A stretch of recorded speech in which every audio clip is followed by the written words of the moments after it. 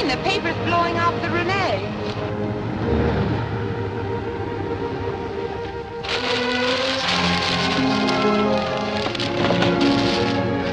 No harm done. Just a question of protecting it from sun and dust. How could I get along without you, Wayne? How can I ever repay you? That's all, darling. Remember, Harlow expects me at 6. Oh, can't we forget about Harlow? He says it's important. Well, I have to show him some consideration, don't I, darling? After all, he is my husband.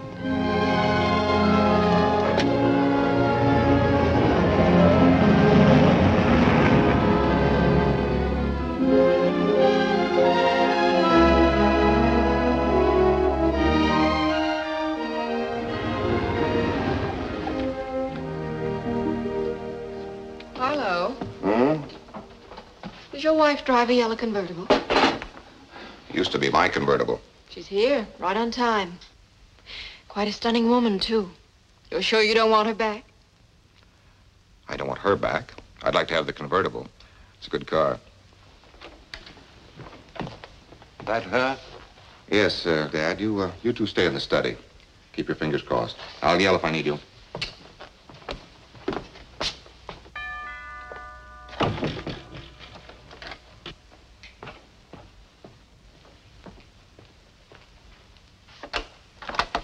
Come in, Carolyn. It was sweet of you to invite me. Well, what have you been up to these days, Harlow? Working. Care for martini? Love one. I've been reading about you in the newspapers lately. About me? About the Carolyn Grant Art Studio. One columnist in particular seems to be giving you quite a lot of free publicity. Writes for the Daily Chronicle. It's Wayne Vincent.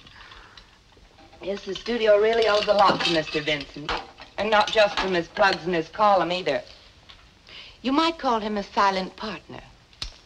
Do you employ him? In a way, yes. As you know, art critics don't make much money. So on the side, for a small fee, Mr. Vincent helps me select the right paintings for the right prices. Carolyn, I'll get to the point. No doubt you're wondering why I asked you here. Naturally. I want a divorce. Harlow, I seem to recall a certain day, almost 2 years ago, when you and I agreed that our temperaments just wouldn't make for a happy marriage. At that time, I suggested divorce myself. You were the one who wanted this arrangement for living separately. Well, it seems simpler that way. Besides, I never dreamed I'd want to marry again. Sounds like you're in love. Can you think of any reason why I shouldn't be? Yes, I can think of one reason. What's that? You're already married. That's why I'm asking you to divorce me. But, Harlow, I'm quite happy with our present arrangement. You know, I've been reading the papers, too. Your company seems to be expanding by the day. Now, why should I agree to a set alimony when under the present arrangement, my own income expands with yours? We're not living together. Yet I pay the bills as if we were man and wife. We are a man and wife. Perhaps you're lonely, darling. Perhaps you'd like me to move back with you again. Perish the thought. The only way you can perish that thought is to pay for it. I am paying for it. And you'll continue to pay for it on the 1st of every month. Carolyn, when a man pays for his freedom, he'd like to enjoy that freedom. But, Harlow, the courts don't allow two parties to just agree on a divorce. Why, it's done all the time. Well, it won't be done this time. I have no intention of suing you. You'd look pretty silly in court, Harlow, darling, trying to tell the court you'd like a divorce just so you can marry somebody else. Suppose I offer you the same percentage in the future that you're getting now. But that doesn't make sense, dear. Why should I even bother with a divorce if I can't better my present arrangement? How much better do you want it? Same percentage plus $200,000 cash settlement. 200? Where would I get that? I'd have to sell half the firm. Why don't you sell your father's half? He's getting old. It's time the old buzzard retired anyhow. Why? That's the most expensive martini you ever threw away, Harlow. It just cost you another 100,000. Harlow, losing your temper won't help any. Is this the young lady who changed your mind about marriage? Yes, Louise Nelson. I'm sorry I didn't meet her before I met you. But you didn't, darling. She's cute, Harlow. I'm surprised you don't think she's worth enough to warrant offering me a reasonable settlement. I did offer you a reasonable settlement. Carolyn, if you'll accept his offer, I'll add my check to it. $30,000. $30,000. That's not a settlement, Pop. That's a tip.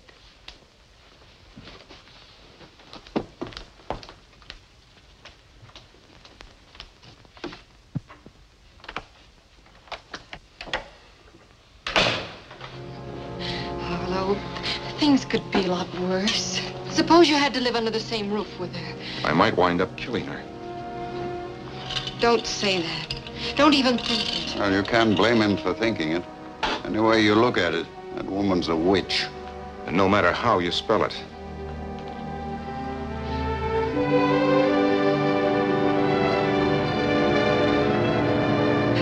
Good morning, Miss Allen. Hi, Otto. I forgot my key again this morning. Will you let me in, please? Oh, sure thing. You don't have to worry about your key as long as I've got mine. I guess in the future I better wear it on a chain around my neck. There you are, Miss Allen. Thank you.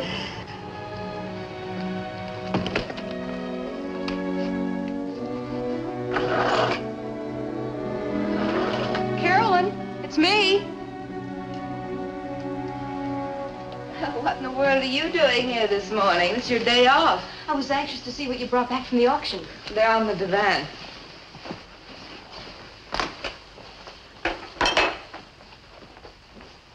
Oh, it's lovely. Who did it?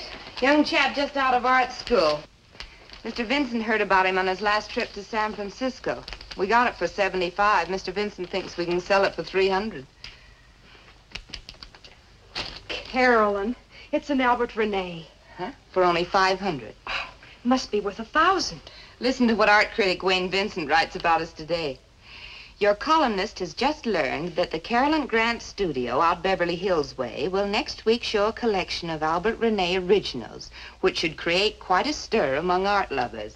One painting, a seascape of realistic tone and color, is rumored to be one of Rene's best.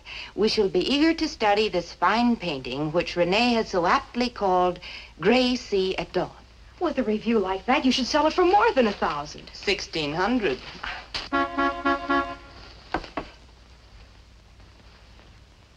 I thought it might be Dick. I told him he could pick me up any time after 9. I'm anxious to meet him, Betty. Where's he taking you? The beach? Newport. He bought a new boat. And you bought a yachting cap for $1.98.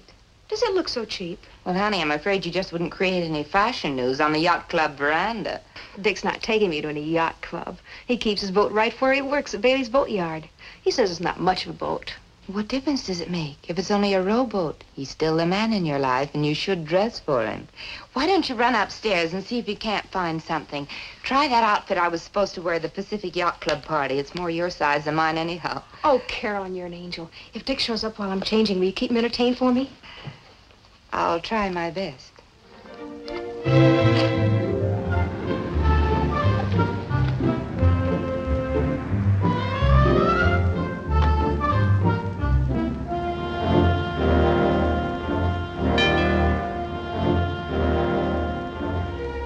Carolyn? Take your time, dear. I'll get it.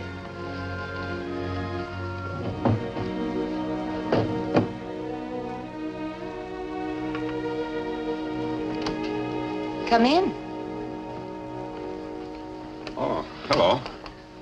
I'm Dick Sawyer. Betty said I could pick her up any time after 9. Come in, make yourself comfortable. She'll be down in a few minutes. I'm Carolyn Grant. Won't you sit down? Glad to meet you, Mrs. Grant. The name's Carolyn. Can I get you something to drink? Oh, nothing, thanks. Betty tells me you bought a new boat. What kind of a yacht is it? Sail or power? Well, in the first place, you can hardly call it a yacht. The guy I bought it from's a fisherman.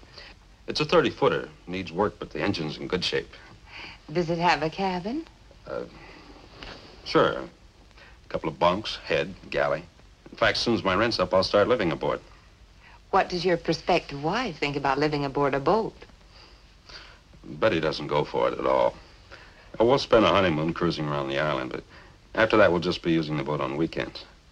Betty wants to find a little house someplace. So marriage strands the sailor on the beach. Well, I'm not the first sailor to get himself beached. Betty's a wonderful girl. I'm happy for you both. Let's talk about the boat some more. Is there any chance you might take a lonely girl for a sail someday? Sure. Why don't you drive down the harbor with Betty sometime? With Betty? I'd feel like an intruder. There's an old saying, you know, two's company and three's a crowd. Maybe when I'm going down to Laguna one day, I could stop by Newport for a few minutes, just to look the boat over. Oh, sure. Captain Sawyer?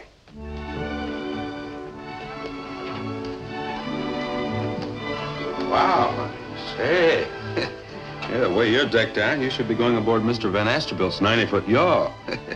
Where do you see the tub I'm taking you to? He calls it a tub and names it Betty II after me. I ought to give you your diamond ring back. Good. I'll turn it in on a new anchor. It is your new anchor. Looks like you're hooked, sailor. You bet he is. Thanks, Caroline, for everything.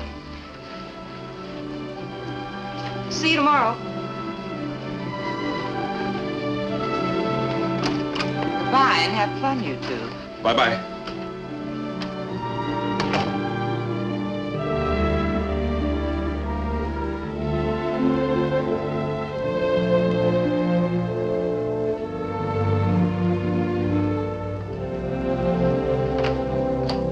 Come on in, honey.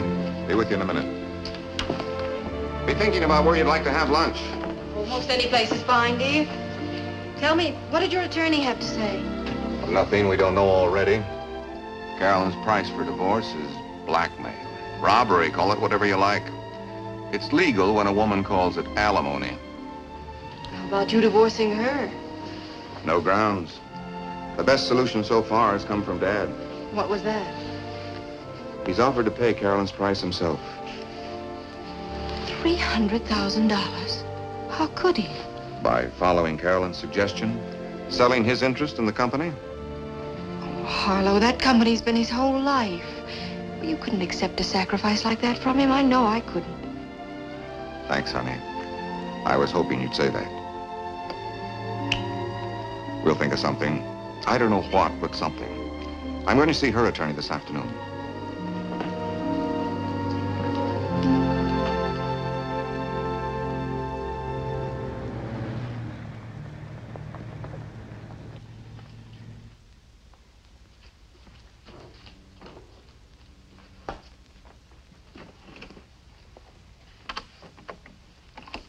Morning, Beth.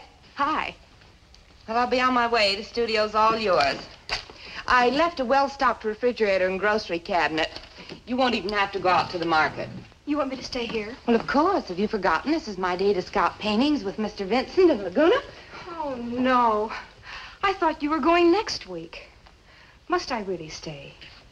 Well, do you mean you can't? Well, I told Dick I'd drive to Newport this afternoon when I finished work. Well, I guess I'll just have to stay myself. I was expecting some people in to look at the Renee paintings.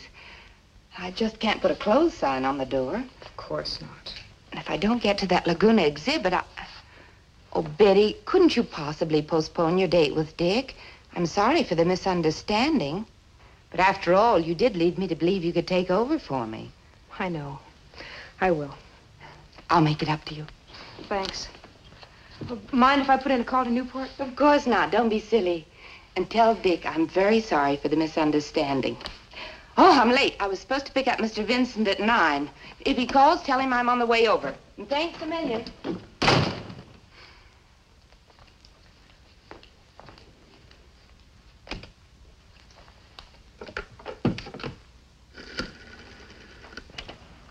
Well, that's sure tough, hon, but what can we do about it? If you gotta work, you gotta work. What do you mean, take some other gal out? Oh, I might take the boat out for a few hours, maybe fish a little. But if I go, I'll go along. What's that? Sure.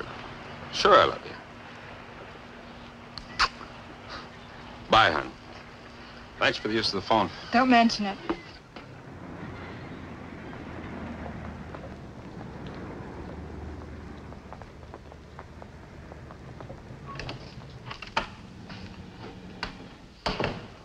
Hi, Mr. Vincent. Morning, Betty. Isn't your boss on the job yet?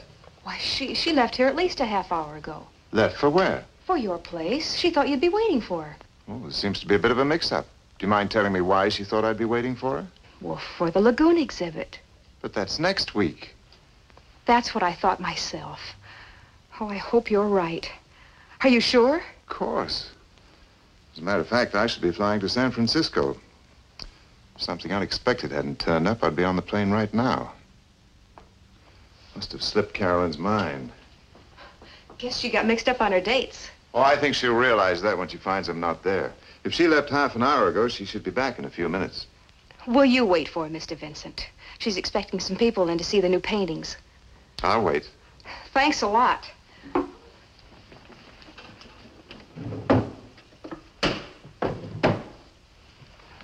Bye, Mr. Vincent. Just tell Carolyn I went to Newport after all. She'll understand.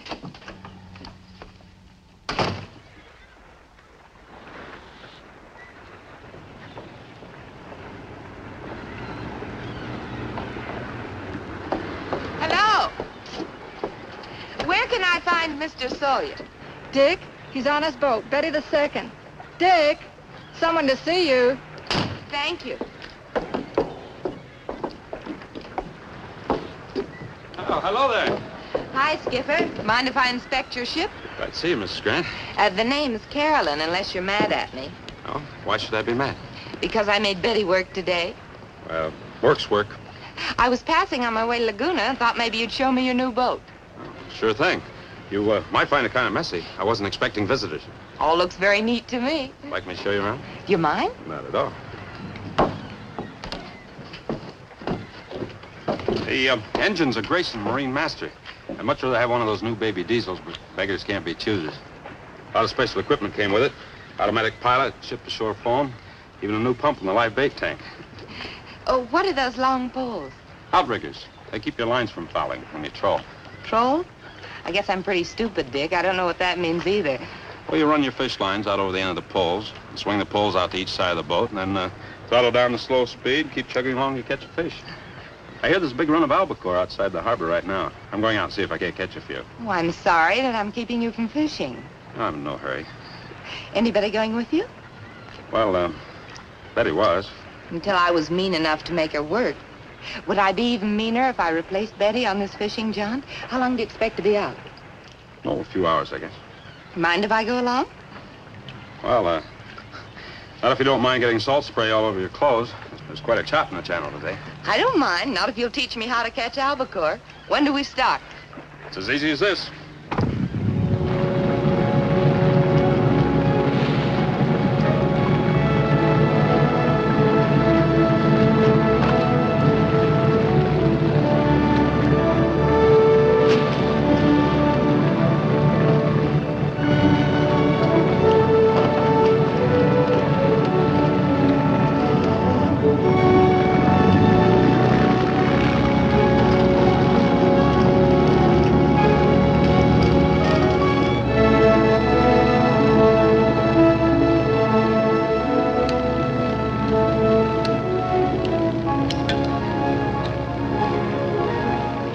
Thanks, Dick. You're welcome.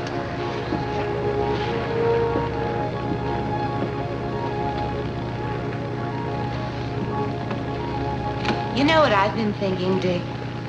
What's that? That I'm guilty of a complete breach of yachting etiquette. Why didn't I bring a bottle of champagne? It's customary, isn't it, with a new yacht? Well, for a new yacht, maybe, but for a tub like this, you just bring along a can of beer. I didn't even bring that. How are we going to toast the new boat? Well, if you want a toast, there's a bottle of bourbon in my first aid locker. I keep it there in case of snake bite. Help yourself. You'll also find ice and glasses. Just scout around below. Be right back, Captain.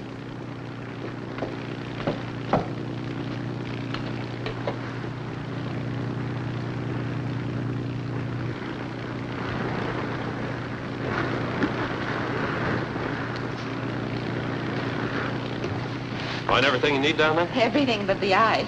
Oh, it's in the locker under the galley sink. I'll get it for you. Oh, is it safe for you to leave without anybody steering the boat?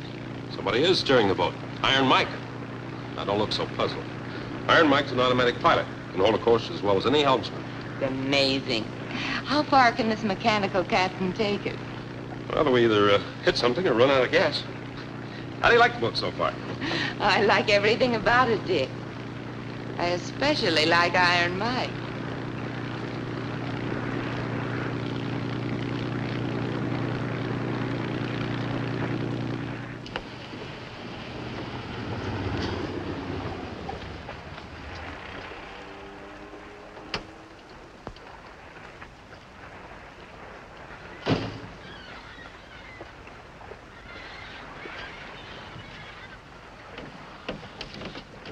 Virginia? Hi, Betty. Thought I might be able to catch Dick before he went fishing. When did he leave? They left an hour ago, Dick and the lady. Did they say when they'd be back? No, they didn't say. Thanks, Virginia.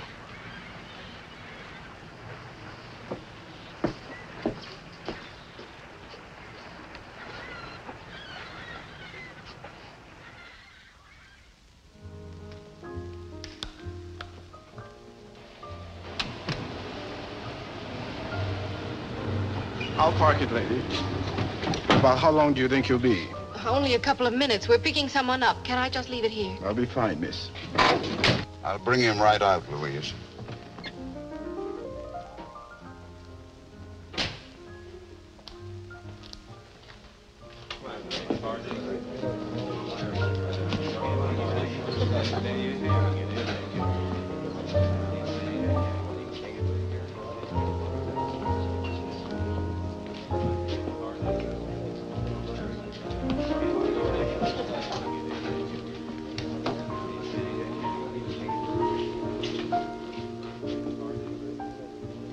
Dad, We've been looking all over town for you. how did you happen to look here? We got tired touring all the bars. We started to phone. Louise is outside. We've been pretty worried. I've been pretty worried myself. Let's be sensible, boy. You can't solve your problem with that stuff. Then how can I solve my problem? You tell me. Yes, sir. What'll it be? Oh, thank you. We're leaving. I hate to have Louise see you like this, but you've kept her waiting long enough. You said it, Dad. I have kept her waiting long enough. Oh, let's face it. Carolyn isn't going to give me a divorce. We all know it. Can I ask a girl like Louise to wait forever? You know I can't. The sooner she gets out of my life, the better. For her, I mean. Did you see Carolyn's attorney? Why do you think I'm sitting on this bar stool? Was Carolyn there, too? Out of town. Maybe it's a good thing she wasn't there. I might have kicked her teeth in. What did her attorney say? Same thing. Divorce on Carolyn's terms or no divorce at all. First thing in the morning, I'm going to hire private detectives to watch her day and night. We'll get something on that woman, even if we have to frame it ourselves. Now finish your drink and let's go. I'm not going. Why not? I'm going to sit right here and drink myself blotto. Where's your car? The parking lot. No one will steal it. I locked it. I'm not afraid of anyone stealing it. I'm worried about you driving it. Give me your keys. Dad, I know what I'm doing. Do you? I wonder.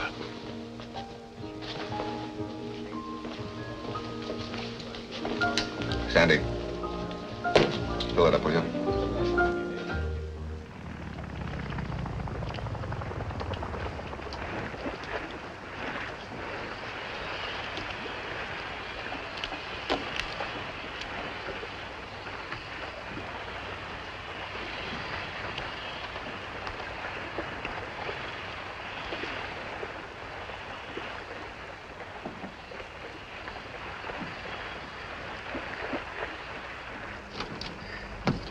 Thanks, Dick. It was wonderful. Glad you enjoyed it.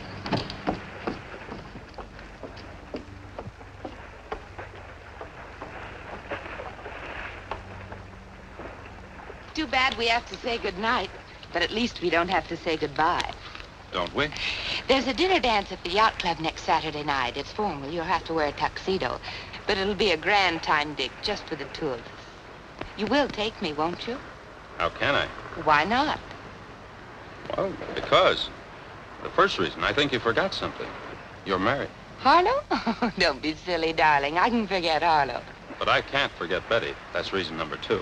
Is there a third reason? I don't own a tuxedo. When a guy like me buys a boat, there just isn't any money left for one of those yacht club waiters. I'll buy you one. There's a men's tailor right in my court. Are you kidding? You think I'd let a woman buy me a suit of clothes? Why not, if she has the money and if it pleases her to buy you a present? Wouldn't please me, and I don't think it'd please Betty either. Well, does she have to know? Carolyn, let's get something straight. I gave a ring to a gal named Betty Allen. I gave it to her for keeps. Well, I'm afraid she'll give it right back to you, darling, when she finds you invited me on the little rendezvous on your boat today. Now, wait a minute, Carolyn. Let's get something else straight. I didn't invite you on that boat today. You invited yourself. That's not what I'd tell Betty. Oh? What would you tell her? Oh, I'm sure I could invent quite a shocking incident if I had to, darling. You mean you'd tell her a batch of lies? Well, only if you forced me to. Only if we don't have our date. I don't seem to get this. Are you trying to blackmail me? Oh, that's a nasty word, darling. I must ask you to apologize, and then you can kiss me goodnight. Oh, Dick. Betty said to give you this whenever you and Mrs. Grant got back.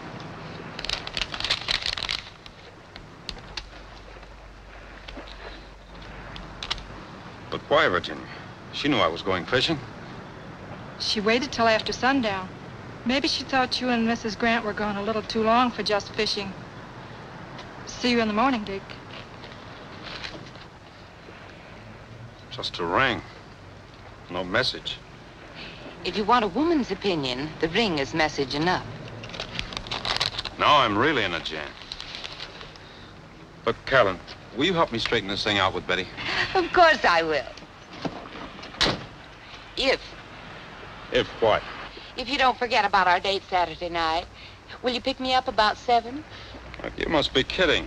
How can I fix things up with Betty if I take you out? What's Betty going to do on Saturday? Oh, I'll see that she has to work at the studio all weekend. Kiss me goodnight. Carolyn. You know, I spent 6 years in the Merchant Marine. And I ran into an awful lot of no-good women in just about every part of the world. But I never once ran into one like you.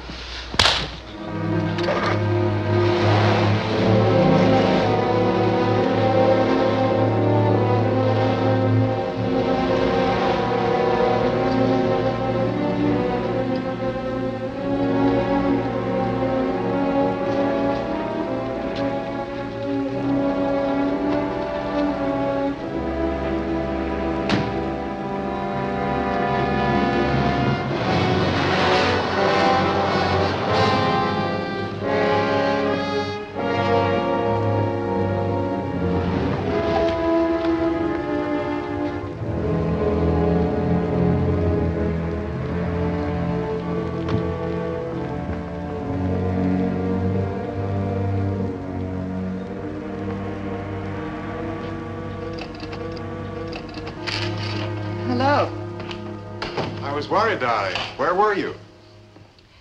I don't suppose Betty came back here, did she? Yes, she was here earlier. She seemed quite upset. What happened between you two? What did she tell you? Oh, nothing, but it was obvious that something had happened. She dropped by to pick up a few personal things. Said she wouldn't be back. That she was quitting her job.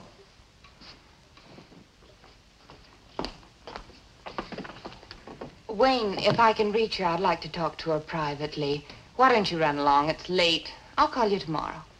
She said earlier this morning that there'd been a bit of a mix-up about the art exhibit. Did you really drive all the way to Laguna, or where did you go? Wayne, I am well over 21, and you don't happen to be my husband. I see no reason why you should demand to know where I went. Oh, I wasn't demanding. I was just wondering. And speaking of where I was, where were you? I thought you had to fly to San Francisco today for the paper.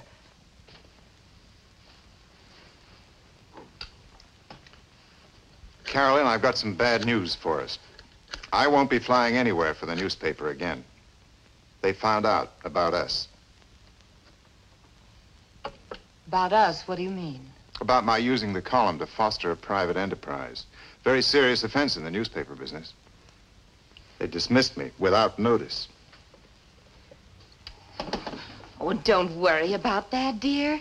With your talent, you can easily get a column into some other paper, and then we can just go on as before. Why don't you try the Star-Dispatch? They sell more papers anyhow. And if they sell more papers, we sell more paintings. No, you don't understand. I won't be able to write a column for any newspaper in the country, or any other type of publication for that matter. You mean you've been blacklisted? I'm afraid so. This really is serious. Without the help of your column, my sales are bound to drop. But I can still help you buy. Well, how much buying can I do if my sales drop off to nothing? We'll retrench, Carolyn. After all, we have one thing to be thankful for. We still have each other. But you have no job. What do you expect me to do, support you from now on? No, of course not. I can find some other work in another line, something not in the art field. Well, what else do you know except in the art field? What good are you to me if you work in some gas station? If I need my car washed, I can stop down at the corner. Good night, Wayne. I don't believe it. I lose my job, my career, my future in the art business, all for you, and now you throw me out.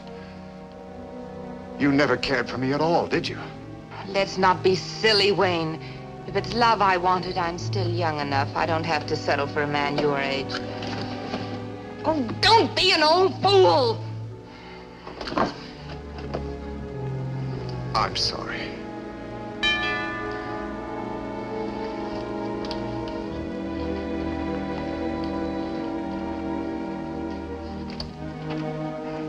Come in. Could I speak to you alone, Mrs. Grant? Oh, yes, of course. Mr. Vincent was just leaving.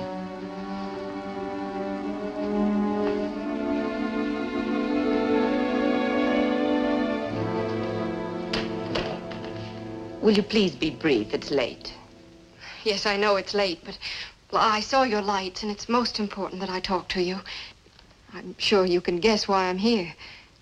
To try and make you see that your present attitude isn't helping anyone, Mrs. Grant. Not even yourself. I'm quite able to look after myself, thank you. Must you take care of yourself at the expense of 3 lives? Your life, Harlow's, and who's the third person? Your own. You're young and attractive. You have talent. Harlow's willing to make any kind of a reasonable settlement. I'm sure that with all that and your own freedom... I can take care of my own future in my own way. Good night.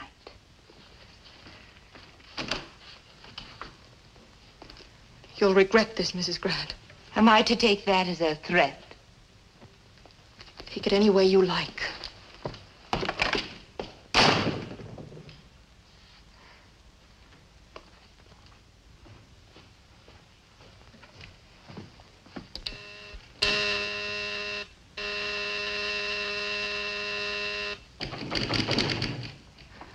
Who is it? Dick, I've got to talk to you. It's too late. There's nothing to talk about. There's everything to talk about. Now, look, It's honey. no use, Dick. We're finished. Ah. So you're not even going to give me a chance to explain? What's there to explain? Everything. In the first place, that woman's not worth you and I breaking up over. Apparently you thought she was. Oh, please, Betty. That's not true. Isn't it? Listen, honey, I was going to take the boat out anyway today. When Carolyn invited herself along, I didn't have any... She didn't invite herself. You invited her. Where'd you get that idea? Carolyn. She called me not 2 minutes ago. And told you I invited her on the boat. She also told me you invited her for a weekend at the island. Of course, invited might not be the right word. Honey, that woman's an out-and-out liar. I didn't invite her any place. Do you expect me to believe that? Sure I do. Are you going to take her word against the word of the man you're engaged to marry? The man I was engaged to marry. Just leave, Dick, and please don't ever come back. Maybe there's still a chance for you to lure Carolyn on your boat again. And no doubt you can. I know Carolyn. Yeah, but apparently you don't know me. If I ever get her on that boat again, it's going to be for one purpose only. to shove her overboard right in the middle of the Pacific Ocean.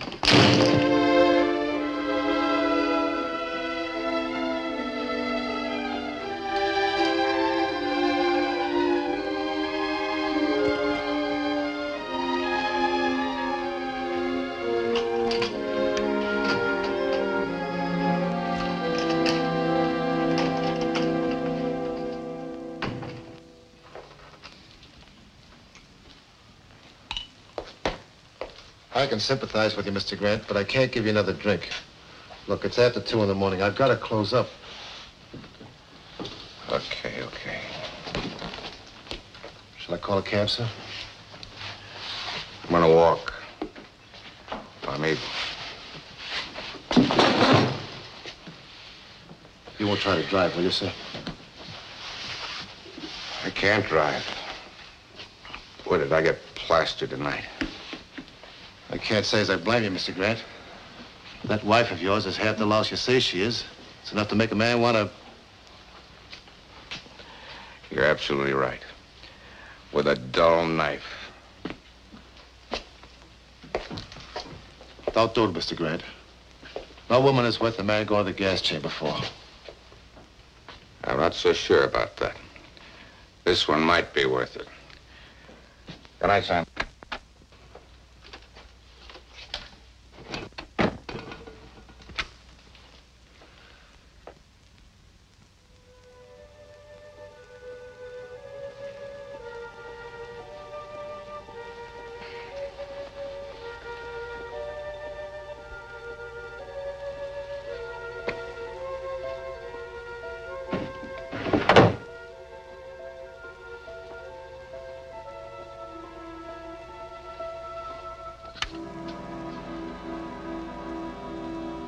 Betty, is that you?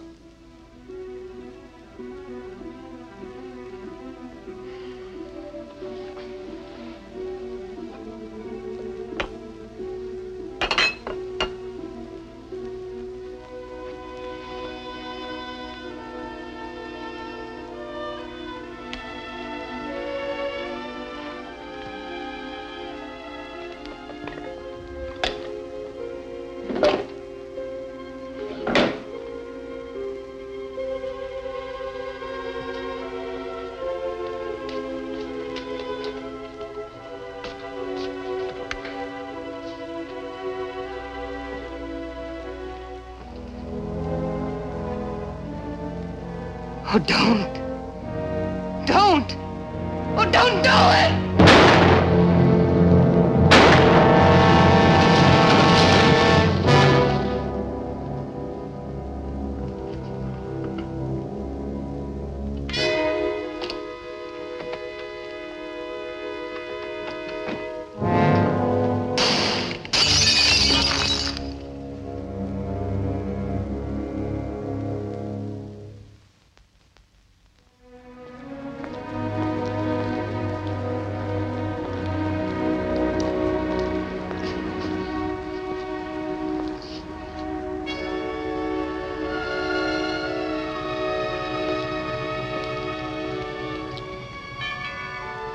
Mrs. Grant! Mrs. Grant! It's Otto!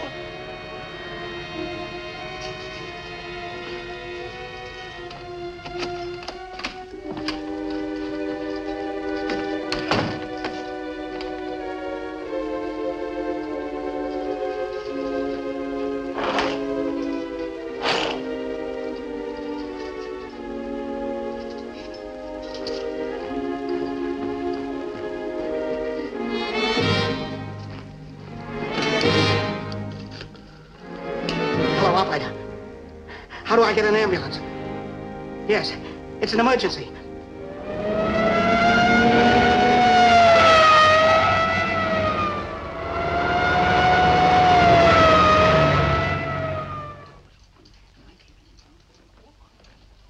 If you want any more pictures, Lieutenant, I'll have to go out to the car and get some flash bulbs. That's all right, we're covered. That'll be it, boys.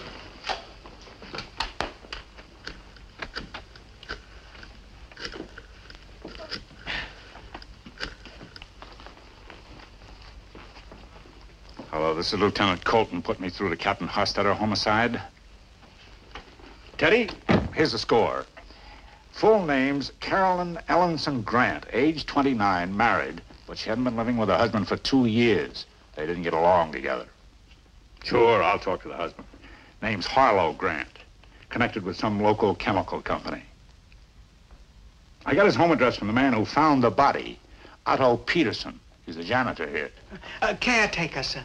Oh, caretaker. Anyhow, he also gave me the address of a young woman named Betty Allen. Seems she worked for Mrs. Grant in the art business, but they had a disagreement. And Betty Allen quit her job. Sure, I'll talk to her. I sent Wells to pick them both up, the husband and the Allen girl.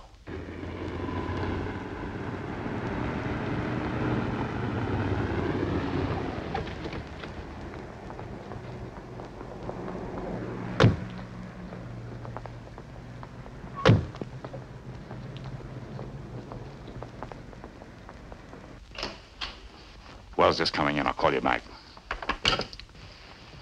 Miss Allen, Mr. Grant, this is Lieutenant Colton. The sergeant says that she was murdered. But you don't think it was a burglar.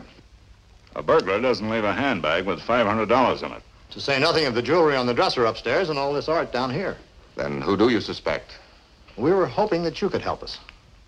I don't think I can. What about you, Miss Allen? I'm afraid I can't help either. When did you last see Carolyn Grant? Well, about a week ago. She stopped by my house for cocktails. And you, Miss Allen? Yesterday morning. The caretaker says that you came around here and quit your job last night. I did come here in the early evening, but I didn't see Carolyn. She'd gone to Lagoon and she wasn't home yet. So I left. As I was leaving, I saw to the caretaker and I told him I was quitting. Why were you quitting? To get married. Are you sure about that, Miss Allen? The caretaker said you were upset. You and Mrs. Grant didn't quarrel, did you? No, of course not. We were always the best of friends. Miss Allen, how long have you been engaged? About almost 5 months now. Don't you have an engagement ring? I do, but it's at the jeweler's now. I lost a small stone. I haven't told Dick about it yet. Mm-hmm. Mr. Grant, your wife died shortly after 3 a.m. Her watch stopped. It broke when she fell down the stairs. Well, I thought you... You mean she was killed by a fall? She was killed by a gun. And we're going to have to ask both you and Miss Allen to prove where you were at 3 a.m. In other words, I have to produce a witness for that hour? Exactly. Where were you, Miss Allen? At my apartment. Alone? No. Dick was with me. Till almost 4, and then he drove back to Newport. He lives in Newport? Yes. He lives on his boat at Bailey's Boatyard. If we should have to talk to him, Miss Allen, I promise not to disclose the secret of your missing engagement ring. So you can entrust us with his full name. What is it? Dick Sawyer. Richard Sawyer.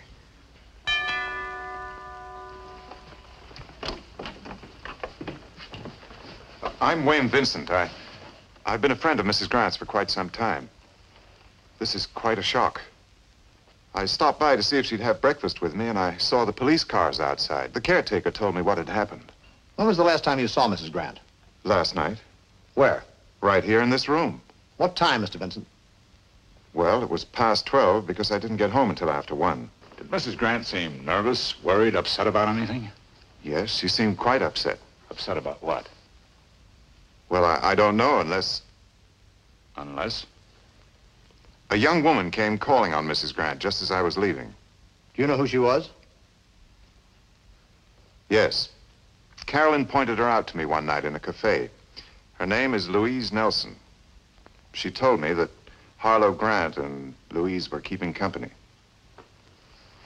And where can we find Louise Nelson? 914 Longwood Avenue. All right, Sergeant.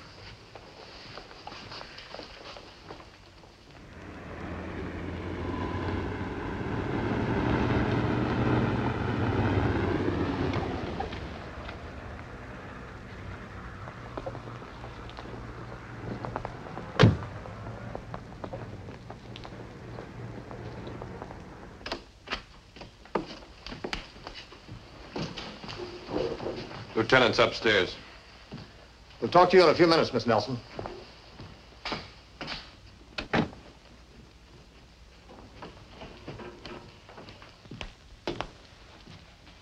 Find anything? I wish I could. Did you find that Nelson girl? Yeah, she's downstairs. And guess why she came calling on Carolyn Grant last night? It seems that Louise Nelson and Harlow Grant have been wanting to get married. But Mrs. Grant wouldn't go for the divorce, except on her terms. What terms? Half of Grant's income plus $300,000 cash. He couldn't pay it? He wouldn't if he could. Let's talk to her.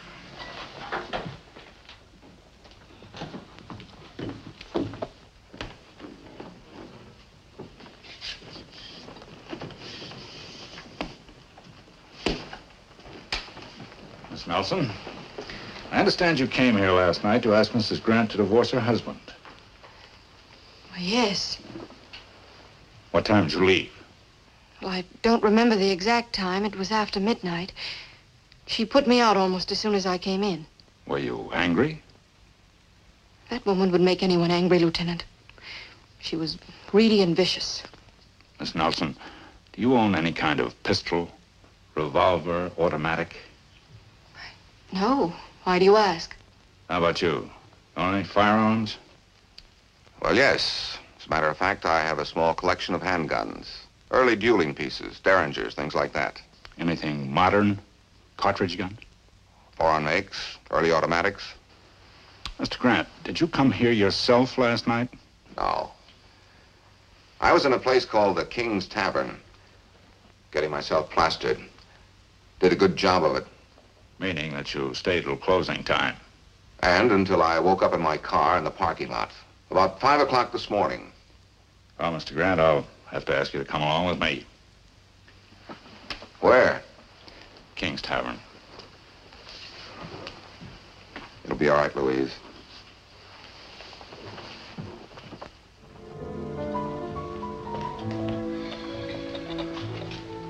I can use this. Thanks a lot, Sandy. All right, Mr. Grant, my pleasure. Mr. Grant says he left after you closed up. After that, he went out to the parking lot and fell asleep in his car till 5 in the morning. Can you verify that? Well, I can verify he left here a little after 2. As for the parking lot, how would I know? I leave right after I lock up. How about the parking attendant? Oh, he goes home as soon as we close. Look, Lieutenant, I was in no condition to drive when I left here last night. So I went out in the car and slept it off. But nobody saw you between the hours of 2 and 5. What kind of a mood was he in? Happy drunk, sleepy drunk, fighting drunk? What? Well, I guess you'd call it a bitter drunk. Seems this wife of his, this Carolyn Grant, she wouldn't give him a divorce. Now, wait a minute. How do you know that? Well, you spent half the night bending my ear about it, Mr. Grant. Boy, I must have been drunk. I don't remember. Do you, by any chance, remember driving over to Carolyn Grant's studio at 3 a.m.? Look, I told you before. I didn't drive anywhere last night. Where did he say he was going after he left? Well, he didn't say. All he said was... Said what? Well, I guess he was kidding. Kidding about what?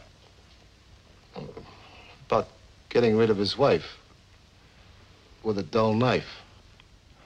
Sandy, I might have said it, but I didn't mean it. Well, I know that, Mr. Grant. What else did he say? Well, when I told him that no woman was worth the man going to the gas chamber for, he said, I'm not so sure. Maybe this one is worth it. Was his wife killed with a dull knife? With a gun. Let's get down and take a look at your collection, Mr. Grant. I may want to show it to a friend of mine downtown. He's quite a collector himself. Works for the police department. Bureau of Ballistics. That's fine. Call me again.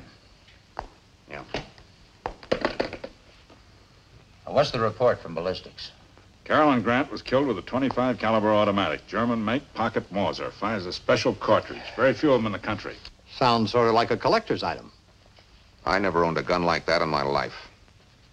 You could be telling the truth. How do we know? We haven't found the murder weapon yet. Do you still intend to hold me? Yes, for further questioning. You had a motive. You can't prove where you were at the time the crime was... Homicide, Hostetter. Who? Say that again. Yeah. Oh, we'll be over at the DA's office in a few minutes, thanks. Well, how do you like it?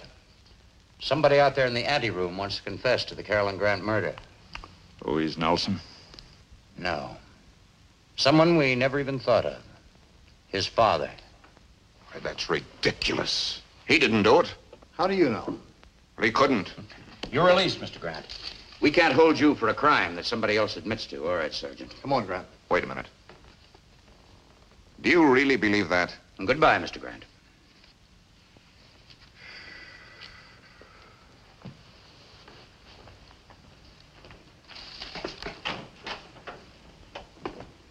Do you believe it?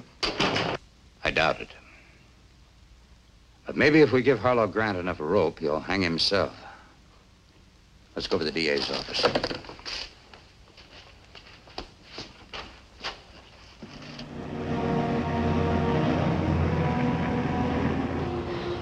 Harlow, there must be something we can do to help your father. Maybe there is. Do you think we can get into Carolyn's studio? I don't know why not. The place is legally yours now. I mean, do you think the police will let us in? I think so. They turned the studio upside down, but they finished about noon. I heard the police captain tell somebody it was all right to let the caretaker have his key back. Drive there, will you, honey? We'll ask the caretaker to let us in. Why? Well, for one reason, I want to dispose of Carolyn's personal belongings. For another, I think we ought to pack the art stuff and get it ready to move. Both of those reasons are honest enough. We ought to be good enough for the caretaker. What's your real reason for wanting to go there? Blind hope. I found you another box, Mr. Grant. Thanks, Otto. I don't think we'll need it. We've packed all the art goods, and I'll put Mrs. Grant's clothing in her luggage. Otto, who else had a key to this door? I mean, other than Mrs. Grant? Well, me, of course. And then there was Betty Allen. She worked for Mrs. Grant. But she quit her job over the weekend. Didn't she turn in her key? Not to me, she didn't. Well, does anybody else have a key? Not that I know of. Well, what about Mrs. Grant's business partner? Didn't he have a key? Oh, Mr. Vincent? No. Mrs. Grant always let him in. Or Betty Allen. He only came around when they were here. Where can I find Betty Allen now? Where did she live, you mean? I don't know. She had an apartment on the same street with Mr. Vincent. He used to drive her home sometimes, before she bought a car. Maybe I can get her address from Mr. Vincent. Do you know where he lives? Yes, the Las Flores Apartments on the corner of Highland and Harley Terrace. Thanks, Otto. We'll call you if we need anything further. Always glad to be of any help. You know, my blind hope gets better every minute. Honey, run up in Carolyn's room and close the door. What for, dear? Never mind, run along.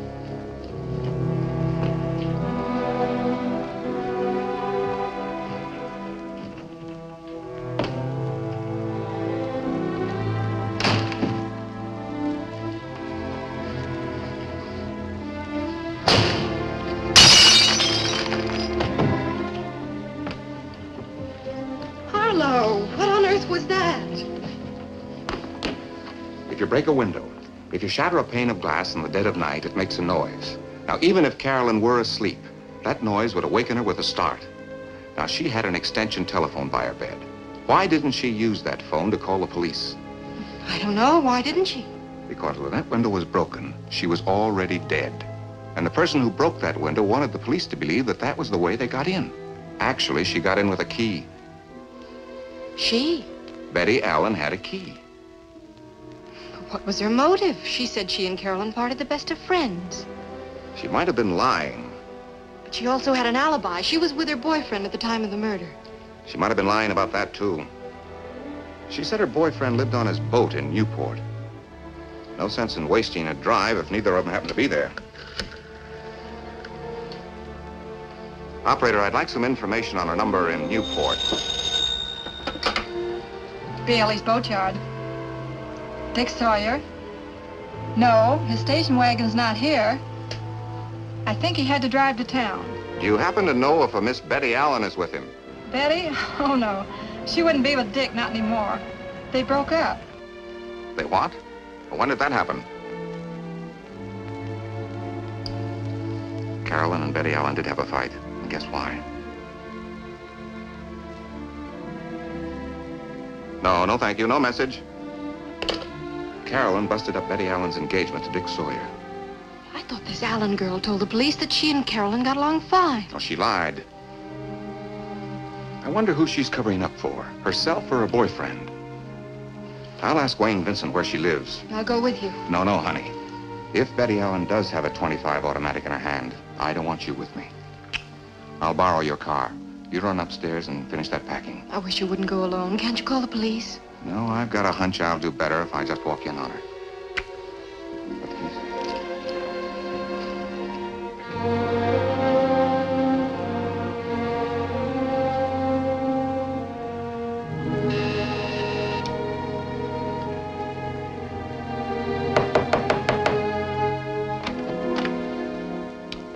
Hello, Grant. I was wondering how I might contact you. Oh?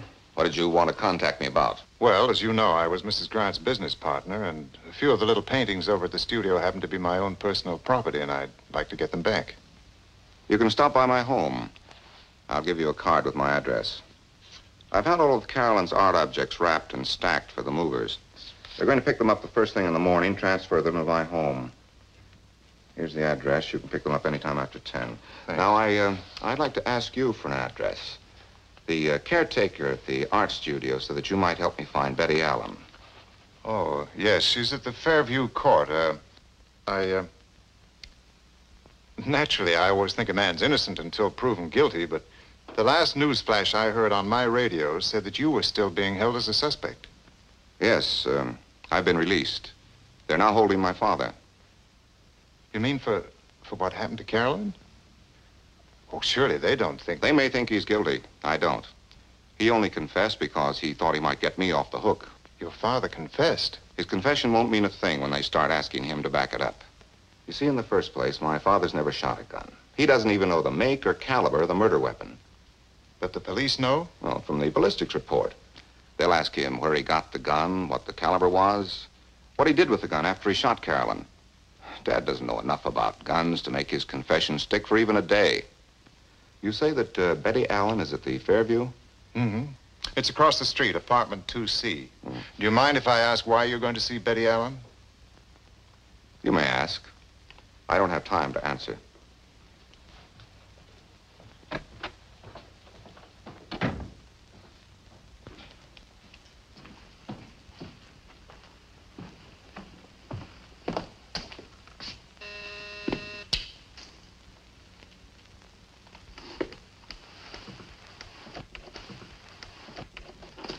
Oh, may I please see you for a moment, Miss Allen? Well, I was expecting somebody. All right. I see you haven't gotten your engagement ring back from the jeweler's yet. That is the story you told the police, isn't it? Just what are you trying to imply? That your ring never went to the jeweler's at all. That you put it in an envelope, gave it to the girl at Bailey's boatyard, asked her to give it to Dick Sawyer when he returned from his little fishing trip with Carolyn.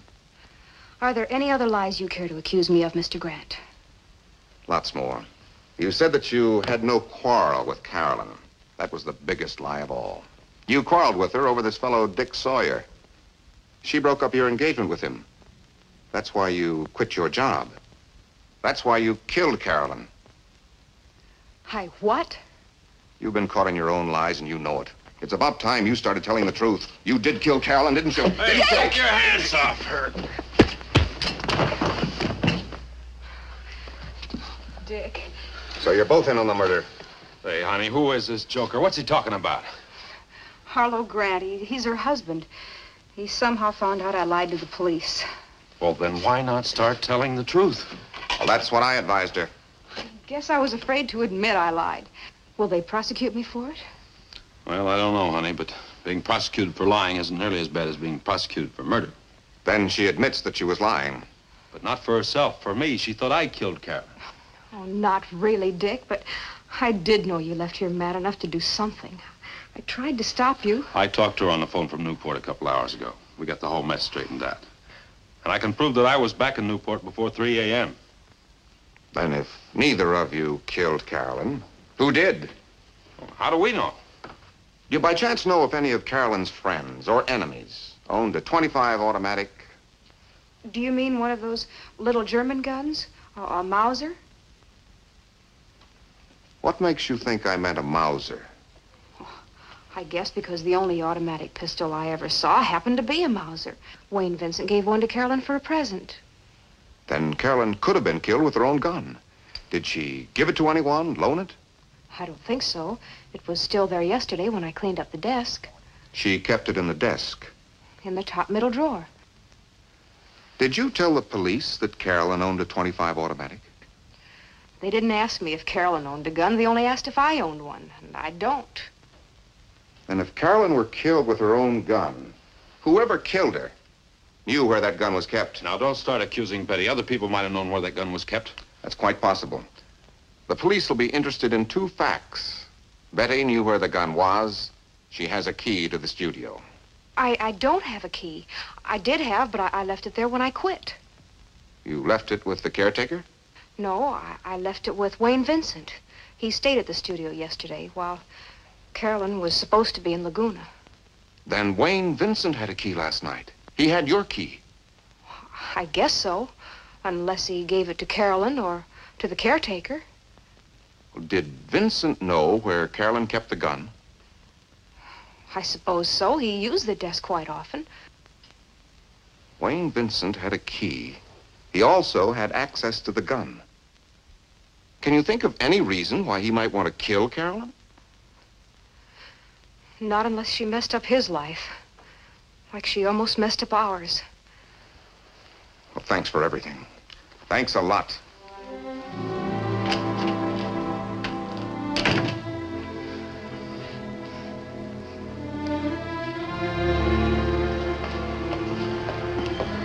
Good day, Miss Seeger. Good night, Otto. See you tomorrow.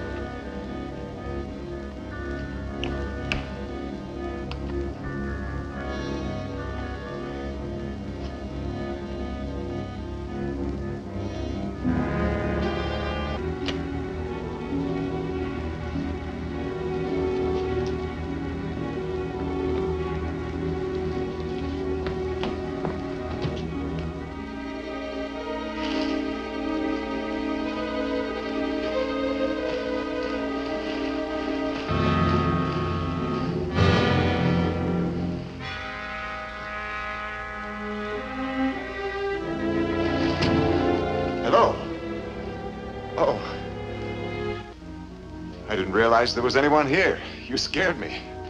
You scared me. I thought I'd locked the door. Oh, you did lock it. But as Mrs. Grant's business partner, I have a key, too. A few of these artworks happen to be my own, and I just dropped by to pick them up. I'm not stealing anything, I assure you. Nor am I stealing these. Mr. Grant asked me to gather up his wife's things. Well, I hope I didn't disturb you. I'll just take a few minutes, and then I'll go. You're not disturbing me in the least. If you don't mind, I'll go on with my job. Mr. Grant's calling for me in just a few minutes.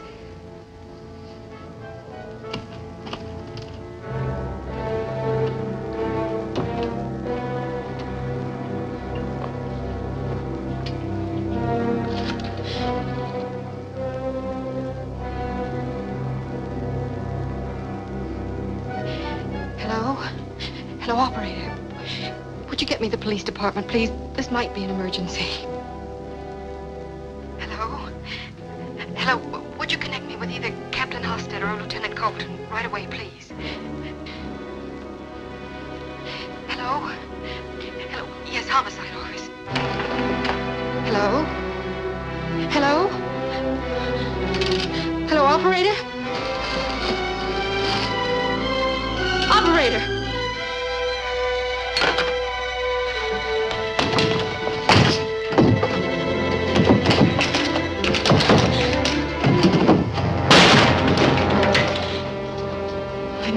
I meant it when I said Mr. Grant will be here any minute. My car's outside. If we should meet him, remember this will be in my pocket. Tell him to get into the car with us. He can drive. If we don't meet him, you can drive. Where? I'll decide the destination. Tell him you'll be right down. Sergeant, come in!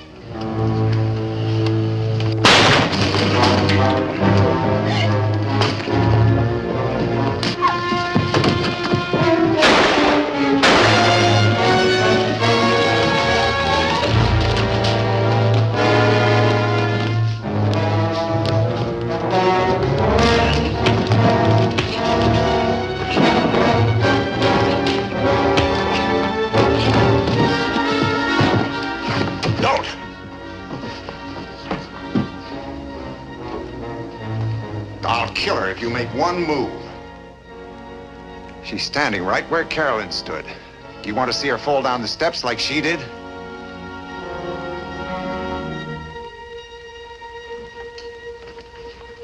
Drop it. All right, Vincent.